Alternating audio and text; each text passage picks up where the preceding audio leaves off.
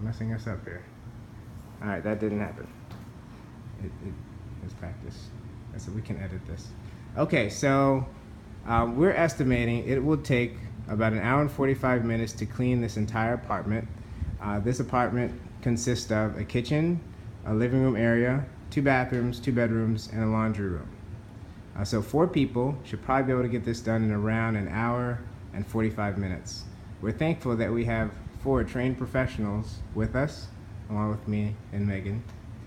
So first we'll talk to Kaylin. Kaylin, talk us through how you would clean the kitchen, beginning to end, top to bottom. The first thing you would do in the kitchen would be to high dust the light fixtures, the tops of the cabinets, and the door frames of the pantry, and then just any cobwebs or anything that you see in the top corners of the walls. The second thing you would do would be to spray oven cleaner into the oven so it can sit while you're doing the rest of the kitchen. What's the importance of spraying oven cleaner early on in the process? The longer the oven cleaner sits, the better it can get up all the grime, so you'd have to work less at scraping it up. After you spray the oven cleaner, you clean out the inside of the refrigerator. So you pull out all the drawers and clean them in the sink using an SOS pad. And then you would clean out the walls of the inside of the refrigerator with multi-purpose cleaner. And you would do the same thing in the freezer.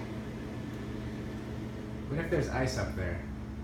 I'd dump it and shut the ice maker off. Then I clean the outside of the refrigerator. So you would clean the top, and it's usually really greasy up there, so you need a greaser. And then the front and both sides. And you can pull, then you pull the refrigerator out and clean the sides where you can't reach where the cabinet is right now. So like this you couldn't reach right now, so you'd have to pull it out. And then I'd let it sit out in the middle of the kitchen while I clean out the insides of the cabinets. So I'd get up on a stool and use multi-purpose to clean out the insides of the cabinets to get the crumbs out. And then multi-purpose to clean the outsides if there's grime on them, and then after I'd shine them with Pledge. What if it's really cruddy in there with lots of dust and debris? Do you spray it first? A lot of debris, I would vacuum it out first before spraying it. So once I do all the cabinets, I would do the microwave, once I do all the top cabinets, I do the microwave. I do the outside of it first, and often the top gray part is greasy, so you need to use degreaser and make sure you get up top. And then you clean the inside. So you take the glass plate out and clean it in the sink with the SOS pad, and then clean the rest of the inside of the microwave with multi-purpose cleaner. The next thing I do would be to move on to the oven. By this point, the oven cleaner should have been sitting in there long enough. So you take a green scouring pad and scour. You just scour where all the oven cleaner is to get up all the grime. And if there's anything left over, you can use a pumice stone to get all the little black specks. And then finally, I would spray multi-purpose in there to wipe out all the oven cleaner and the grime that's in there. Once the inside of the oven is done, How about the grates? Oh, sorry. The grates pull out and you clean them in the sink with a SOS pad. And then if there's extra stuff on there that you can't get off the SOS pad, you'd use a pumice stone. Great. Next, you take off the rings and the dishes or dish pans and clean around the top of the oven, and sometimes you have to scour where there's some grime that gets. Then you lift the oven up and vacuum what's under there and then wipe it out. And sometimes you need to scour and put it back. You always leave the pins out. You don't put them back on because sometimes they usually replace them. You have to clean the top of the oven. So I'd pull the buttons off because there's often dirt underneath them. And I clean them really well and then put them back on. And then the final thing you have to do for the oven is to pull out the bottom drawer and vacuum it out, vacuum behind it, and then wipe it out. You'd wipe down the countertops, and often, because they're like speckled colored, you can't see if there's dirt, so you should run your hand over it to make sure that you're not leaving anything behind.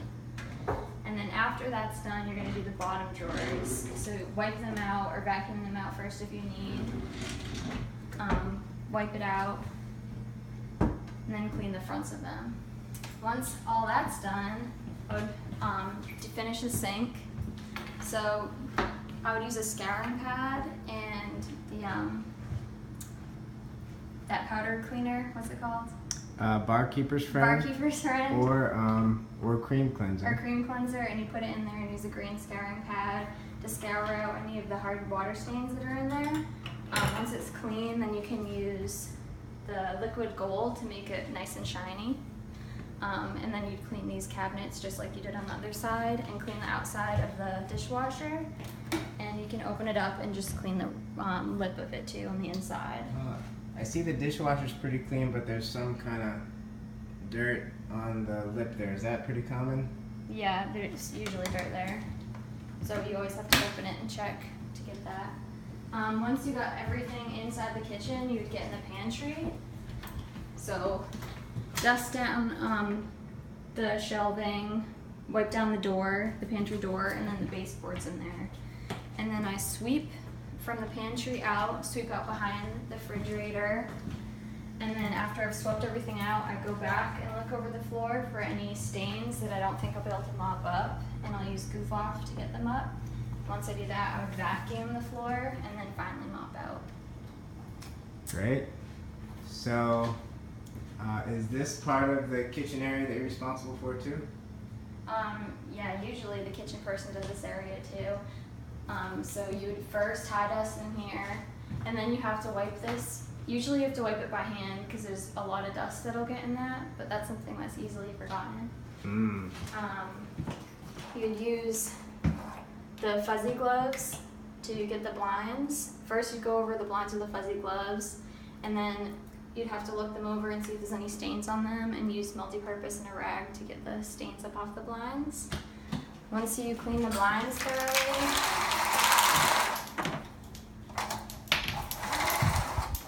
I clean the windowsills, the top and the bottom windowsills, and then finally I clean the glass in the window.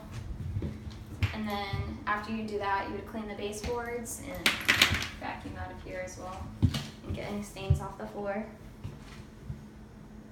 And after you vacuum, what do you do? Mop. Very good. Team, what do you think about that kitchen explanation?